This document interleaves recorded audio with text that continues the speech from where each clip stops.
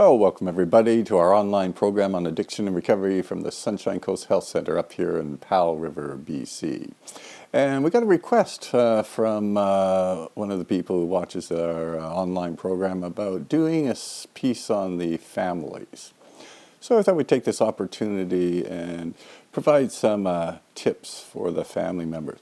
Recently, there was a woman in Brampton, Ontario, who came online, and she talked about her life being the mother of an addicted daughter. And she made some comments that I think are very important and probably reflect what a lot of the families are going through. So I just thought I'd read you a couple of them. One of the things she said is, "It controlled every aspect of my life, and I felt powerless."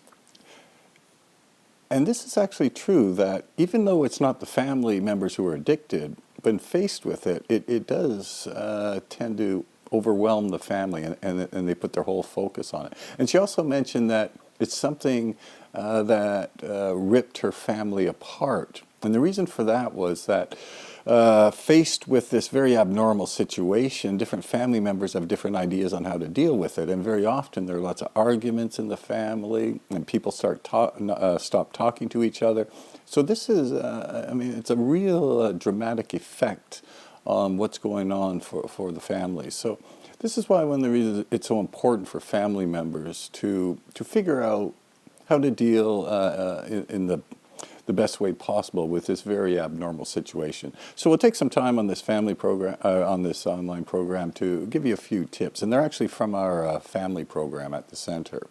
And the first tip, and this is really the principle that directs everything, is that you have to remember that every adult is the author of his or her life. And this is just part of what it means to be human, is that we have no control over any other adult human being. It's just the way human beings are built. An adult is simply going to do what he or she decides to do, and that's just the way it works. So that's a good thing to understand, because what it means right off the bat is to recognize that you actually have no control over your loved ones if they are in active addiction, and adults, right? They're simply going to do what they're going to do, and so the implications of that are trying to control them, trying to come up with strategies, for example, force them into treatment, things like that. Rarely do these have a beneficial effect. In fact, many times actually it goes the reverse. They simply get more angry. But it also means other things for the families.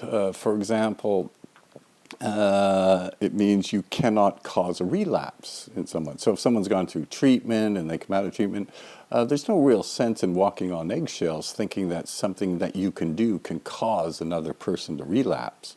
Well, I suppose short of actually chaining them to the bed and forcibly injecting the drugs in them. But other than that, there's just really nothing you can do, because each adult is the author of his life.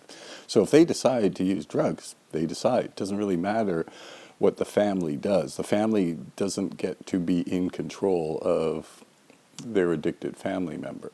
And similarly, the idea that maybe families do things that maintain the addiction, well, maybe not. Maybe that's actually the decision of the person who's the addict. Anyway, this is an important principle to make sense of, and to put central to all of the things that you're going to do to deal with this situation. This idea that each adult is actually the author of his or her life. Anyway, that's it for this program, and we'll be back next time with another episode on tips for families.